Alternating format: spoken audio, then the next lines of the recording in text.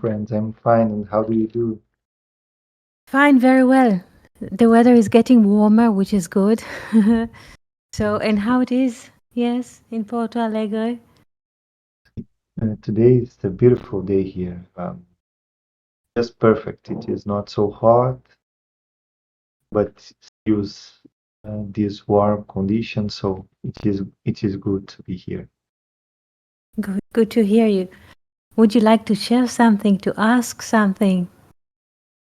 No, it was just doing to say hi and to express the happiness to be here. And I'm curious also to listen from where you've been walking these days. Oh, thank you, thank you.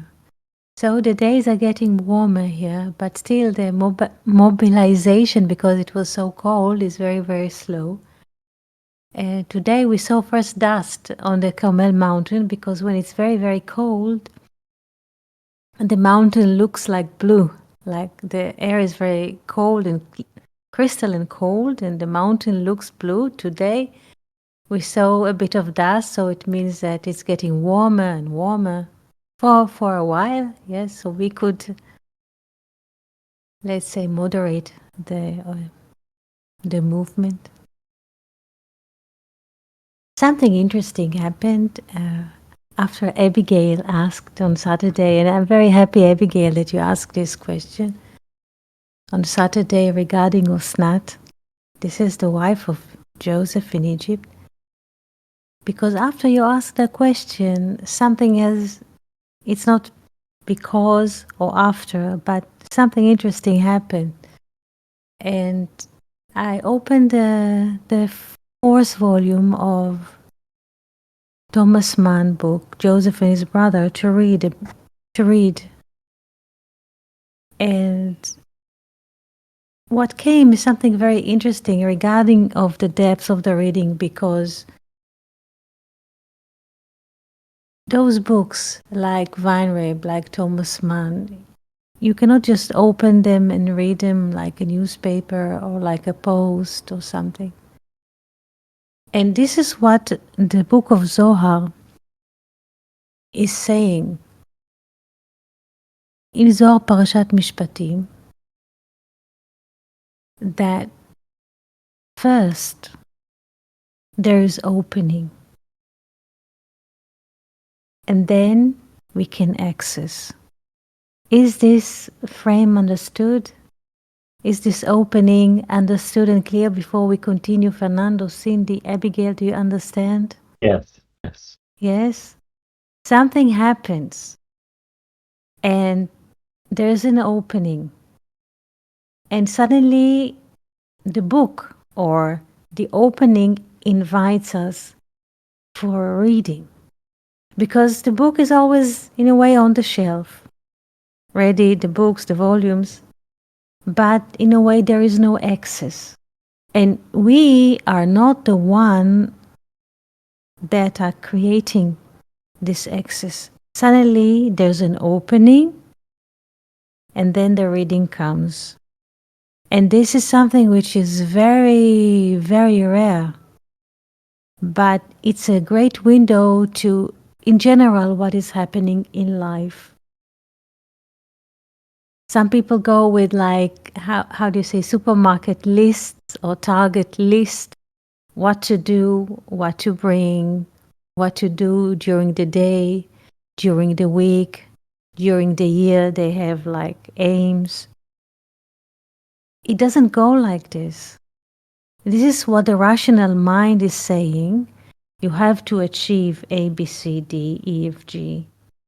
This afternoon, this week, this month, this year. This is the rational. This is what happens in the brain. The brain runs very fast. It's a very fast process very fast. And chuck, you have to do. But in life, it's not like this. In life, things are happening when there is opening. And we are not the openers, meaning it's not in a way depend on what we do, because the brain is always offering us all the time. You you could do this, you could do better, you could do faster, you could make it more beautiful, and there's a competition inside of oneself. The brain is beating and the doer is responding because the doer needs to comment all the time to make it better for the beating brain that say you are lesser, you did it faster, you should have been doing it slower or so.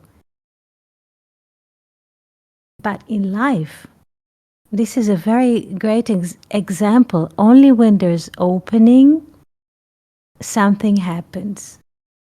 And this is not according to what we do. We're not the doers. Now, this is an intimate question. If you want, you're most welcome to answer. Did it happen to you? Or did you notice that something happened and there's an opening and suddenly things are happening in any field in your life? Did you experience this, that suddenly there is an opening? Fernando, Sydney, Cindy, Abigail. Yes, yes, Yes, yes, many times I would say. yes. Would you like to share one, let's say, example, if it's possible? I think that is your example is precise, about books. Sometimes we even buy books that we wish to read, but it takes time to receive this opening to actually read the book, like to when you when you enter in a relation with it. Um, so it happens to me many times, and with Thomas Mann book, because I was reading the Magic Mountain, and I bought this book, but I had to wait like many years to start reading. And when I started, it was like this is the moment. It happens many times.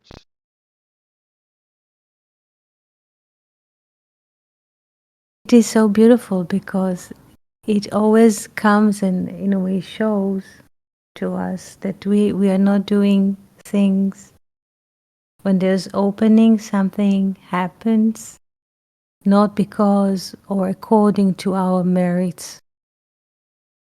Because there's always like self-beating, you should have done this, you should have done that, and so on. And this is a mental activity which is, in a way, um, neutral to all, encompasses our all. But some of us, or most of us, take it as an absolute. This is only mental activity to tell us that, in a way, the engine is on, but it has nothing to do with life. Abigail, Cindy, questions that you would like to ask? If I Yes, may, uh, yes, of course. since I study a little bit of psychology, um, Jung, Carl Jung uses the term from an alchemist that is Deo concedente, that is like only with permission of God. But Yes, the idea is exactly this, this is why sometimes he uses the active non-doing, because it is like it is not from your mental activity that you start the project. You only start it when you have this Deo concedente with this concession of God, this permission, this, yes, and you feel it with energy, that you have yes. energy to do it. It's not coming from the mental, it's very well put. It's not coming from the mental or from rational mind, it comes in the moment. And the book of Zohar describes it very beautiful. And the book of Zohar calls it the maiden. Yes, the maiden suddenly, it's not of course, it's not a physical maiden. We were speaking about a maiden without eyes, that has no eyes. It's about the maiden. There's something happening and there's opening and there's invitation.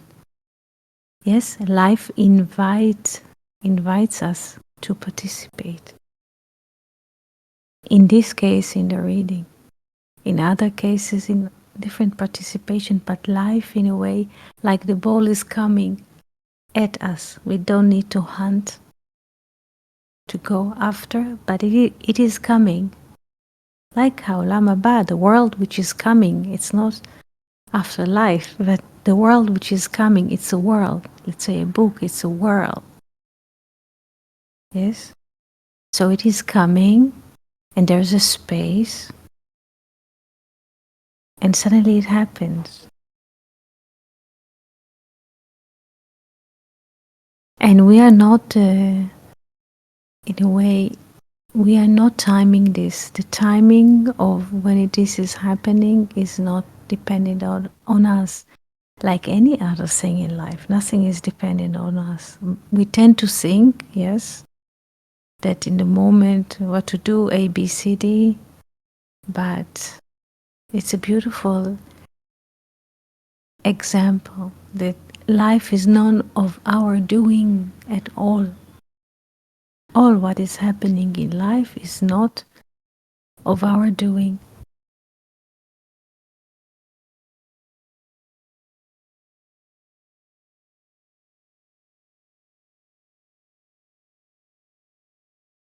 Cindy,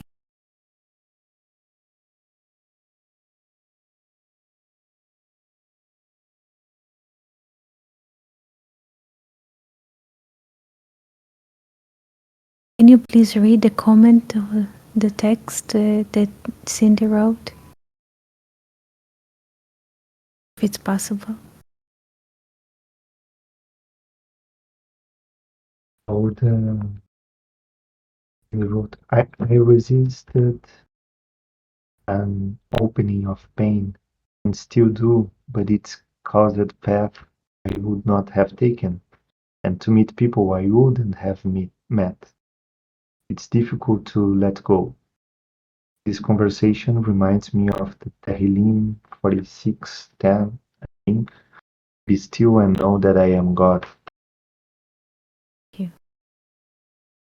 Thank you. Thank you for reading. Cindy, would you like to open it? If you want, you can open the text that you wrote. If Fernando would like to say something, or Abigail, everybody is encouraged, is invited to participate or say whatever he or she likes.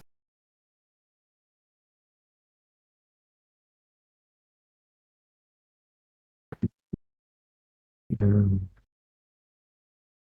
this is interesting what Cindy said, first of all, because when we look retrospectively, we can understand that, you know, it is better from what we expected, like the plans of this supreme will are higher than us. So it is a great relief because we are not in charge of the destiny. Yes, yes, This is one thing, and the second one that I um, that is interesting, like the Oriental approach from the ancient China, let's say like the I Ching. I don't know if you are familiar of or not, but it is quite interesting. I'm not so uh, familiar. I use it to, or once or two times in my life, yes, but it is interesting when you leave an opening or for the unknown, let's say. So this itching, my pronunciation is obviously wrong. When you have like a doubt that you cannot answer, Yes. Uh, you can open it. They have like a way to open it. You need to throw coins or something, Yes, yes, yes. you Itching, know, itching. eating, Yes, yeah. and it comes an answer from the wisdom, and it is quite interesting because it's usually my experience. It's not an obvious answer. It is an answer, right, that makes you meditate. I'm putting this example, but you can use it. Is opening, like you said, your hand open a book today, or sometimes we can find these in numbers when you are familiar with this science of numbers, that you teach us so beautifully. So I'm just saying that sometimes you receive this answer from this non-orthodox approach, from not this rational approach, but from being opened to what comes from the world, or opening the Bible, or opening Tehillim, or opening this I Ching. And sometimes things get synchronized, and you feel it.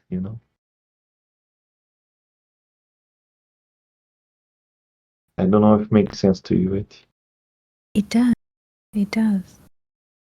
Because it is it is very once I read in the I think the book of Zohar, they say that the day that they relate to the year in a way in the four seasons, yes? Spring, summer, winter, fall, and to every, let's say, season there is also a sphere which is related to. And in those days, let's say, we just 2 days ago or three, there was an equinox that the night and the day were even. So in the book of Zohar, they relate to it with a great respect. Also, here, in a way, this is 2 or 3 weeks before Passover, but this is an equinox. This is basically spring. And they give it a lot of respect, like they give the other season fall or autumn, because this again is the equinox, but you experience that in this south hemisphere as well. And they say that those are very special days. Yes. Yes. The shoulder season. Yes. Do you get it? Yes, yes, here the shoulder seasons. Yes, the arms season. Yes. Very well. Yes. And there is an opening. They say that there is an opening. There's a shift.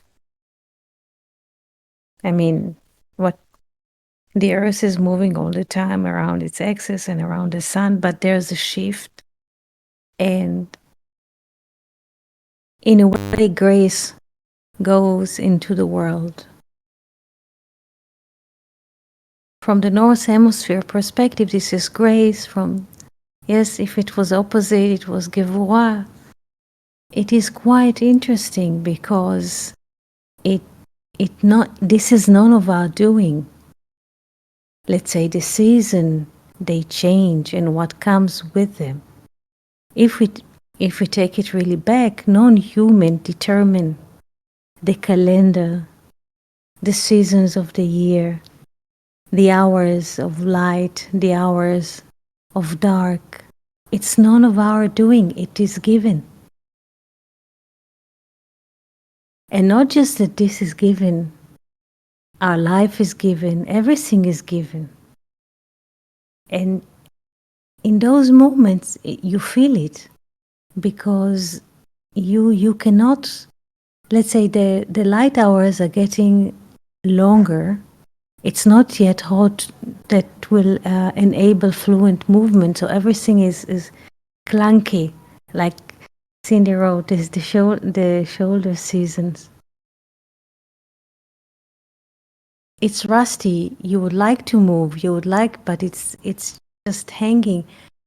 And since this physical ability, in a way, is limited and is brought in front of your eyes every moment, you notice while being limited that some, and this is a beautiful moment. Our limitation is a beautiful moment because we notice that something else is happening completely, because usually we are blind to what is happening because the head is running, the process of the brain is running so fast that all the time the narration is going on inside, and there we are blind to what is happening or happening around. The bird fly, cat is there in the neighborhood, caught, and so on. So it's a beautiful moment.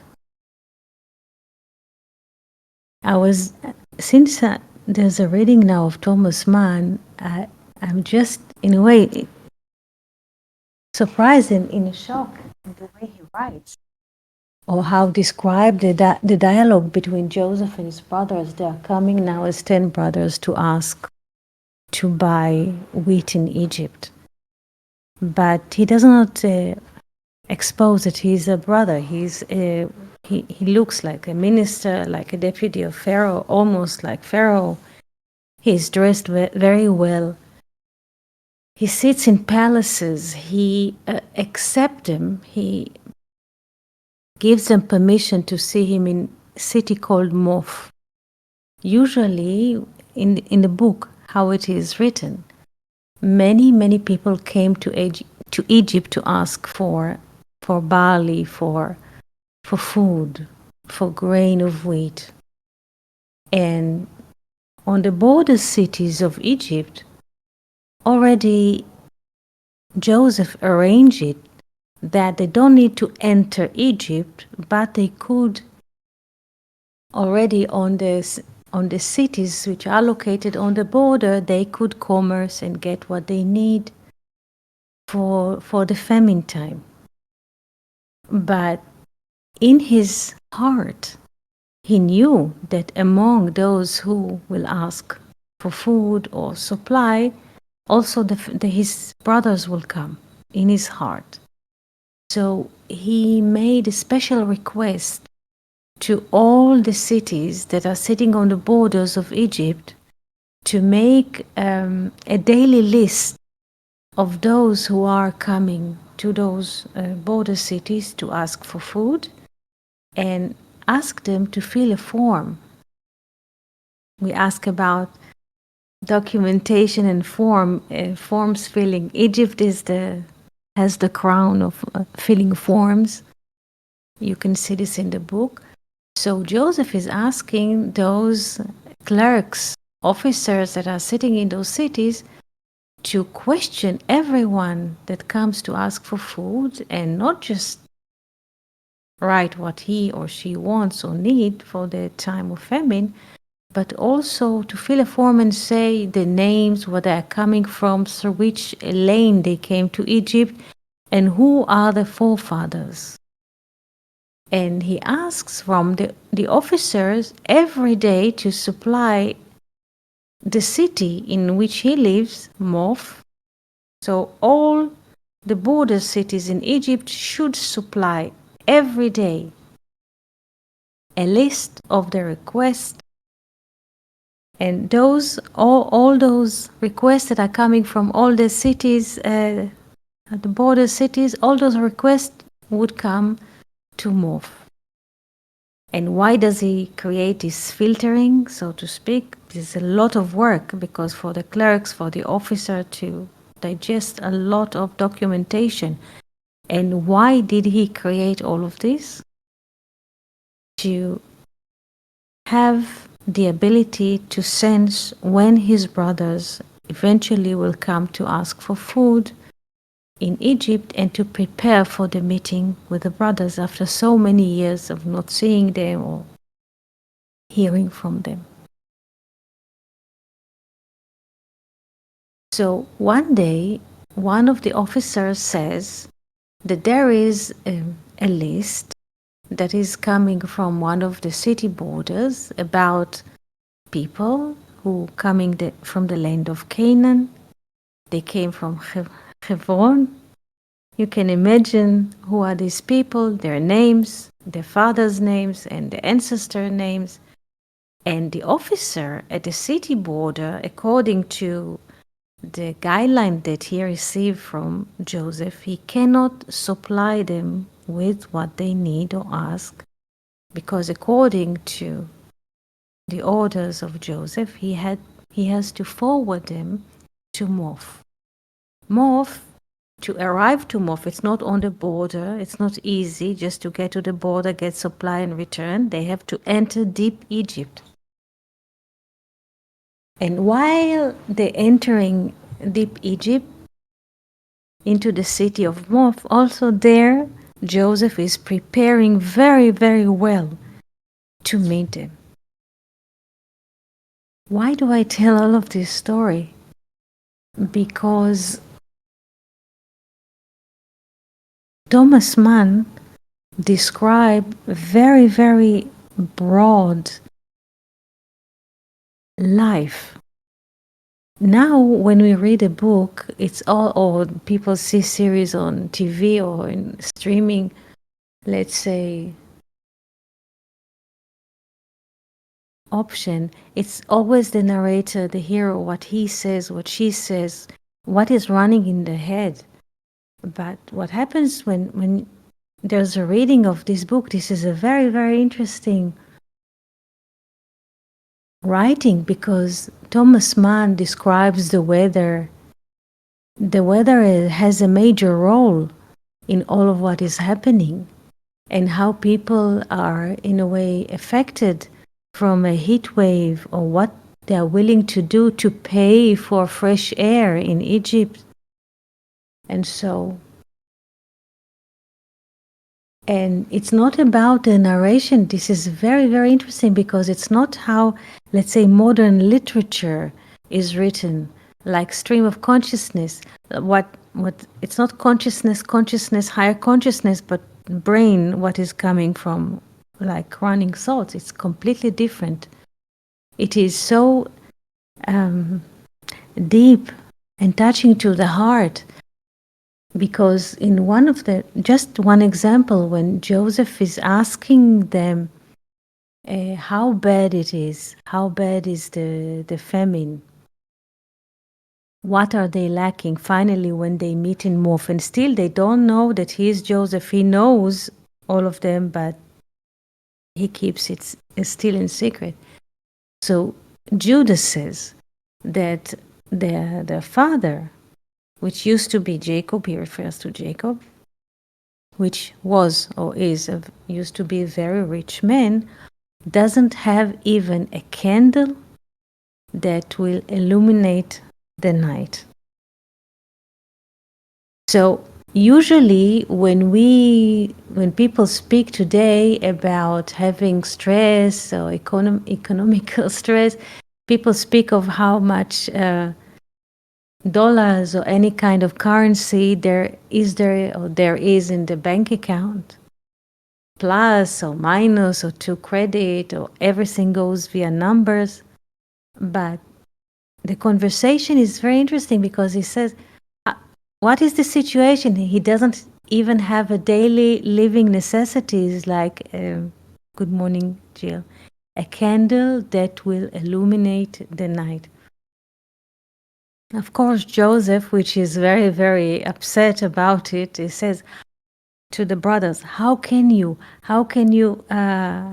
do such a thing? An elder man all of his life, and you don't have even a candle to illuminate the night. And slowly, he just opens.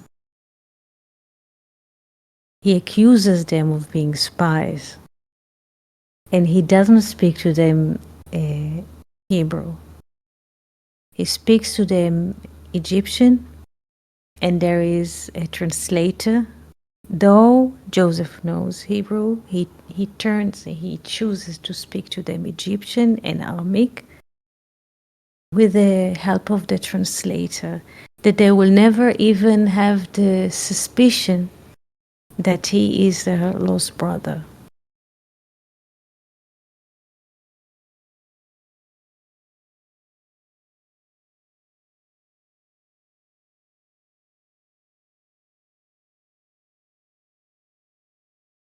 He asked them how was the way from Canaan to Egypt, and they say, they express the places that they cross from Canaan to Egypt, and says, oh, so you came from Hebron. So this is a very easy way.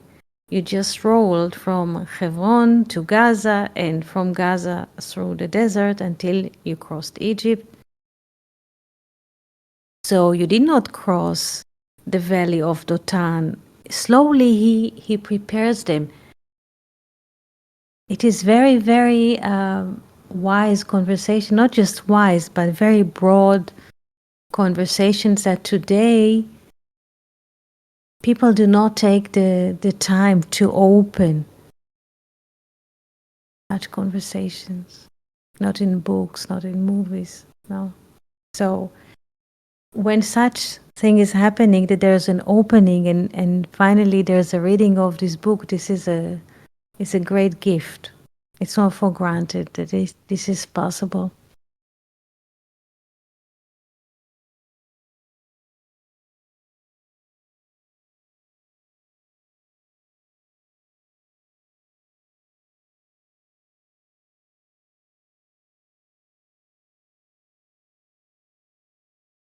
Questions?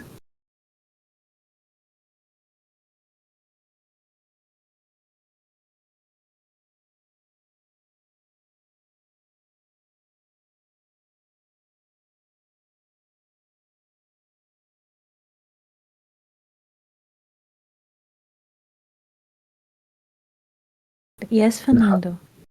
Yes. just to ask you, Etienne, how would you read it from a symbolic perspective? Symbol. What do you mean by that? No, I'm thinking here like no, because it is so deep that I'm sure that we can look at it from an inner point of view, like what does it mean that Judah and his brothers came from Hebron to Yes, Egypt? yes. This is it. I So will Joseph, say thank you for this question so much, uh, because this is how Joseph interrogates them. He asked them kindly, "How was the way?" And Judah says, "Oh, came from Hebron," and so on.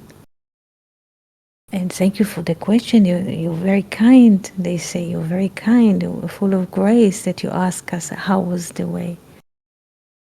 As so, Joseph says it's not. The question does not come from grace, but from inquiry. And there he goes to. He says it's very pleasant to come from Hebron to Gaza. What does it mean to come from Hebron to Gaza? It's pleasant and effortless. And he asked them all the time if they are together, and they were never separated on the way to Egypt, and say, no, we're coming together. And Joseph says, but you look a bit different.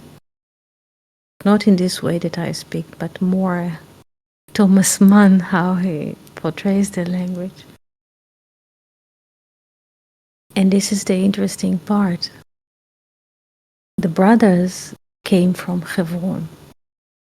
Hebron comes from חיבור. חיבור, לחבר, to connect. חבר is a friend, from friendship, from unity. So the brothers, and this is the question now that Fernando asked. The brothers came to Egypt from Hebron, from unity. They came together. But where, and this is the question, where from Joseph came to Egypt? From which valley?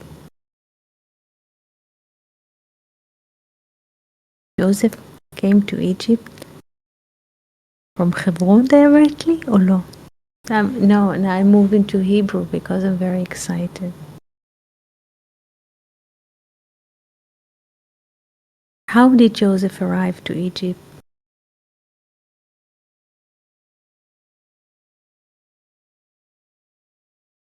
Remember?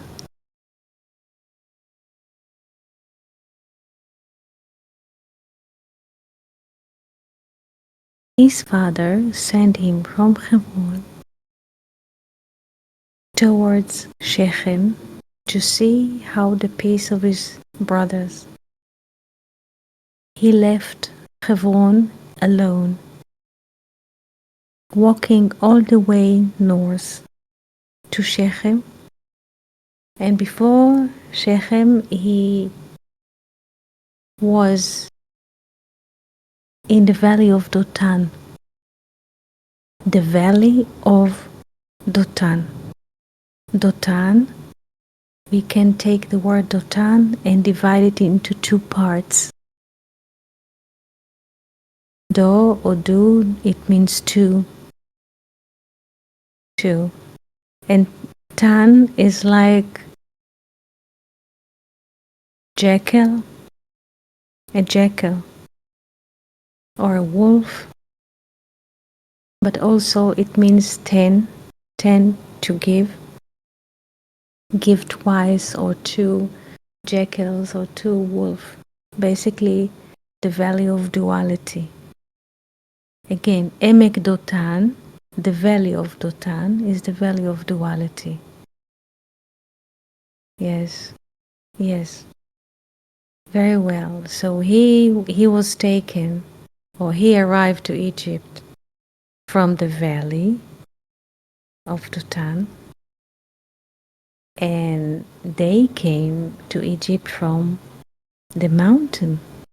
This is another distinction, not just by names, but in a way geographically. Hebron is on the mountain, and the valley is like a deep place. So you can see, Fernando, from the names, and this is in a way all the time the inquiry. Joseph, I think it will be very interesting for you to read this very beautifully. All the books, if you can read them, but this specifically, how he leads them like a great lawyer. Yeah, he leads them to speak the truth. So they came from unity, from Hebron to Gaza, and from Gaza to Egypt through the desert. And Hebron is in the mountain. Yes, and the mountain Har is symbolized by the sword. And he was coming to Egypt from the valley of Dotan. Emek, valley in English, Emek in Hebrew from Amok, from the depths of duality. Did we answer your question, Fernando? Yes, yes. I think that also Shem was the place where Jacob and Esau met, not no, uh, when Jacob is returning from Laban. It was not in Shechem also. It was next to the river Yabok. Day that he Machanaim, I think Yabok. It was north and to Shechem. Okay, I don't know Yes, why this was in my mind. I it's think it's okay. Yes, because also Shechem is in values 360 is basically like a circle. Everything there is like is even. Yes, so this is where he sent him to Shechem. the original thought of Jacob was to send Joseph to Shechem. This is where they used to, how do you say, to go with the herds to the pastures. So he sent Joseph as ambassador of peace to Shechem to see how the brothers are doing with the flocks. Yes, but something else happened.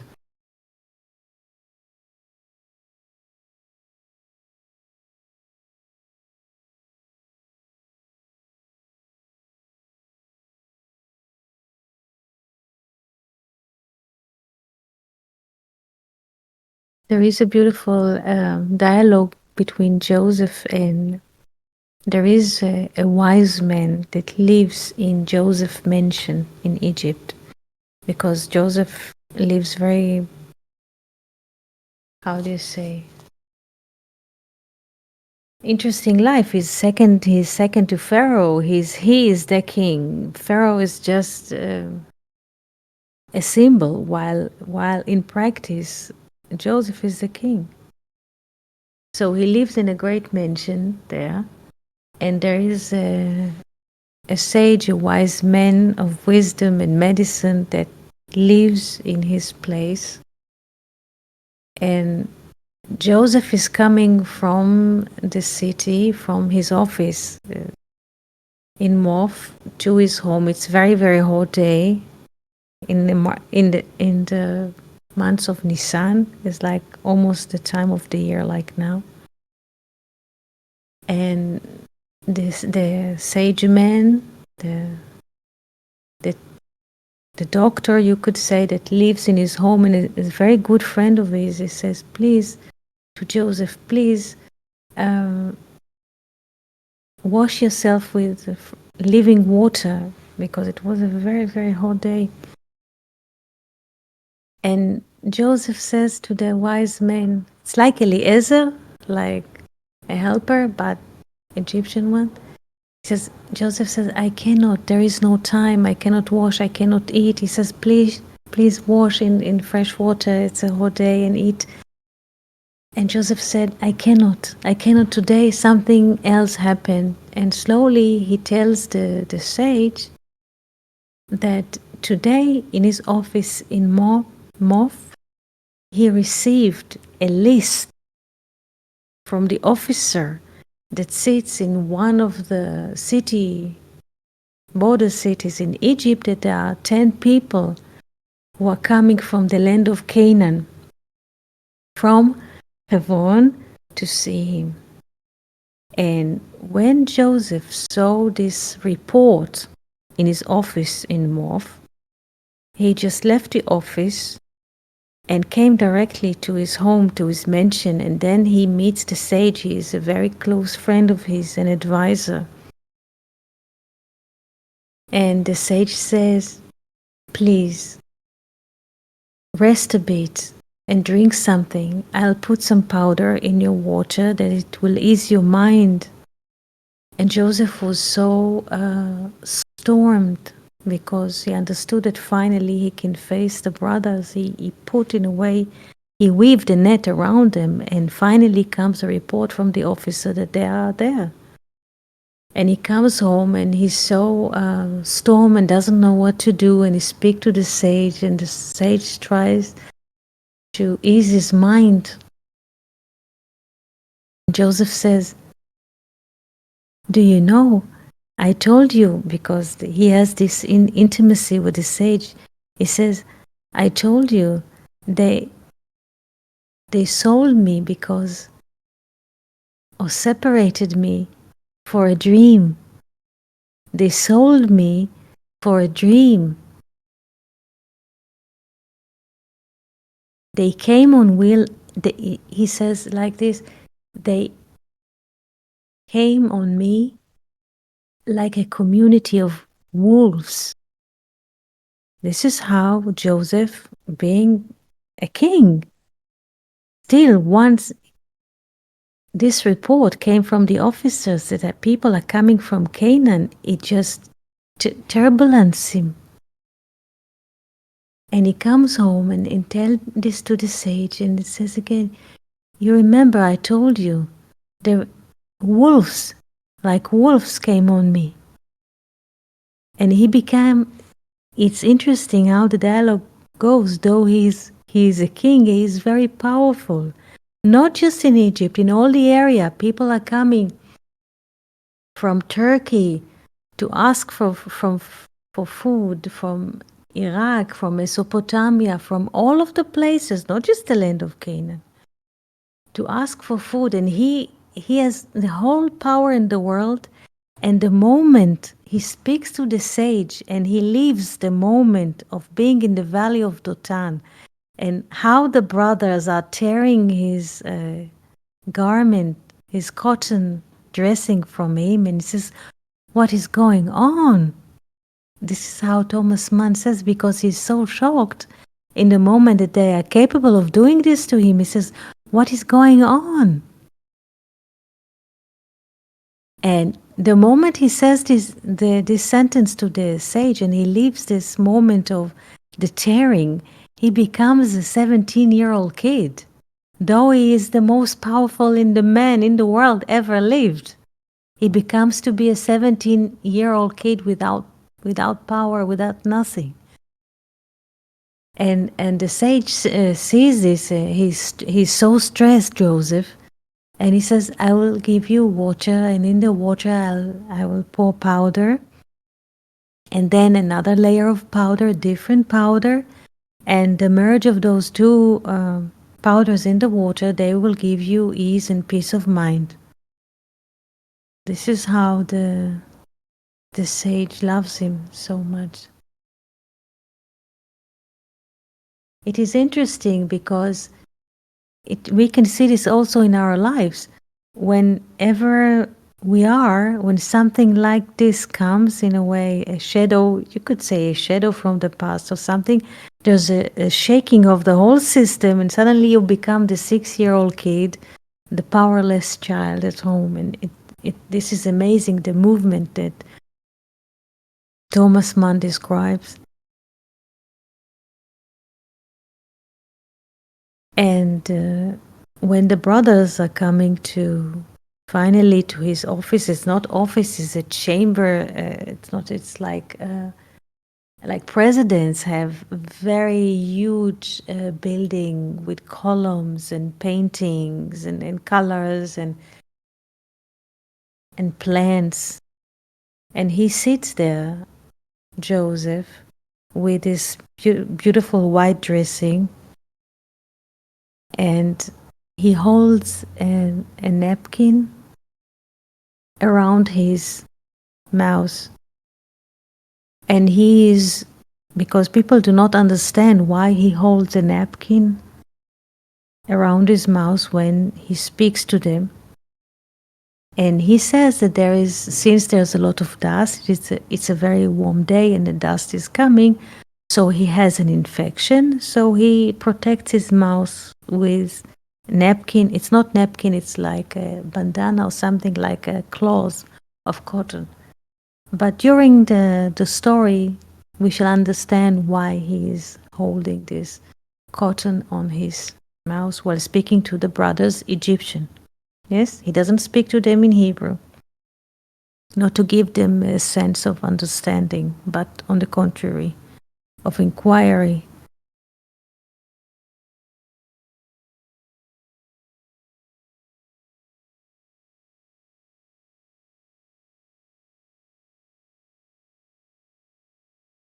Questions?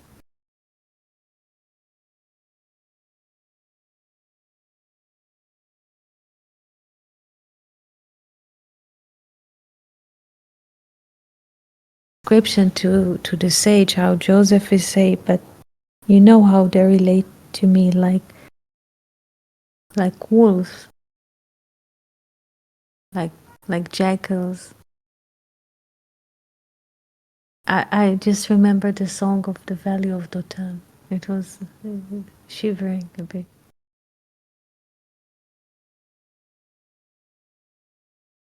It's quite beautiful. Your description is perfect, and it is a human experience, right? Because we all feel this somehow. Yes. And it is needed this, he had this friend, this officer, to bring back consciousness to him. You're Yes, not the little child anymore. You are right now. yes, yes, yes, Sometimes we need to remember this as well because things attack us as wolves, and but we are not a little child anymore. Let's say sometimes we pass through difficult times, many years passes, and we do not actualize that things changed. Like difficult to explain, but it is interesting how it is important to have a friend like this one that could bring him to his center, he and he didn't even. overcome he overcome the let's say the struggle from the past. He could be noble in his attitude. Yes, this is it.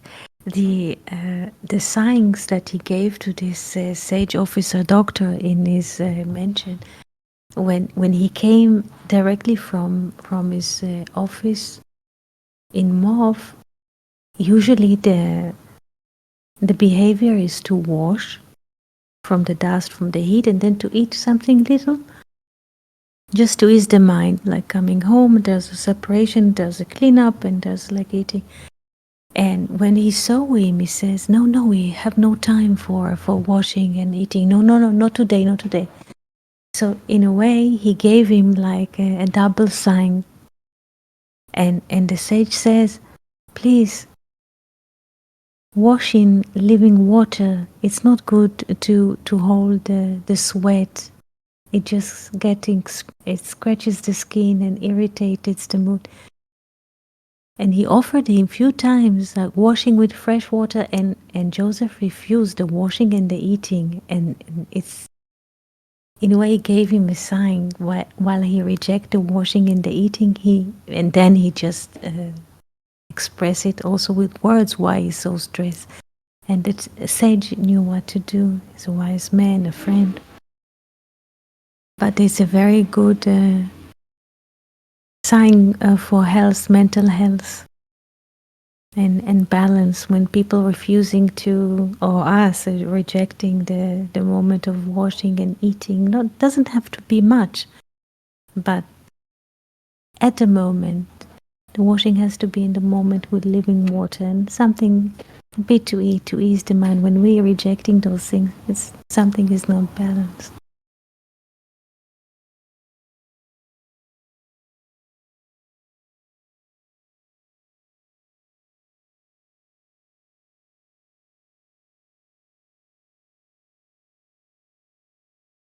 If you have the ability to read it whenever there's opening which is coming, whatever comes to you, it's a great window.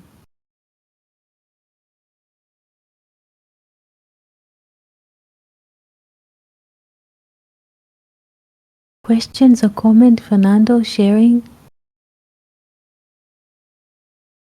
Just to thank you, Eti. Just to thank you and friends for this moment. Thank you. Thank you so much for participating in this session, asking questions and sharing. I'm delighted to be here with you, and I hope to see you here again and to share more of those beautiful description in the book. Thank you so much. Happy good week, Shavua Tov, and Mazal Tov for the new baby. Litrot.